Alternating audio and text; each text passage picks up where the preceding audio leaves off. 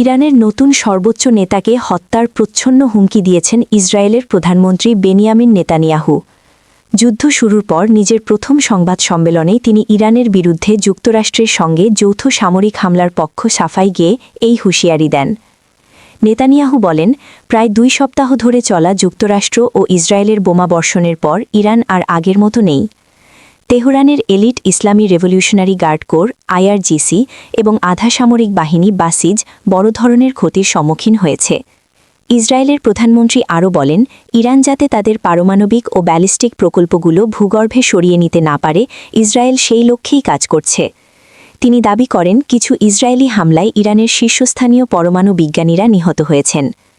লেবাননে অব্যাহত যুদ্ধবিরতি লঙ্ঘনের প্রতিবাদে 2 মার্চ থেকে ইসরায়েলে হামলা শুরু করে ইরান সমর্থিত হিজবুল্লাহ গোষ্ঠীও। তাদের উপর হামলা অব্যাহত রাখারও অঙ্গীকার করেছেন ইসরায়েলি নেতা। ইরানের নতুন সর্বোচ্চ নেতা আয়াতুল্লাহ মোজতবা খামেনি এবং হিজবুল্লাহর প্রধান নাইম কাসেমের বিরুদ্ধে ইসরায়েল কী ব্যবস্থা নিতে পারে, এমন প্রশ্নের জবাবে নেতানিয়াহু প্রচ্ছন্ন হুমকি দিয়ে বলেন, সন্ত্রাসবাদী সংগঠনের নেতাদের কারোর জন্যেই আমি কোনো জীবন বীমা ইস্যু করতাম না।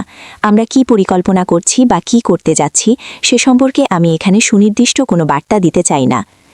ইসরায়েলের প্রধানমন্ত্রী দাবি করেন, তেহরান এবং হিজবুল্লাহ এখন আর আগের মতো হুমকি তৈরির অবস্থানে নেই।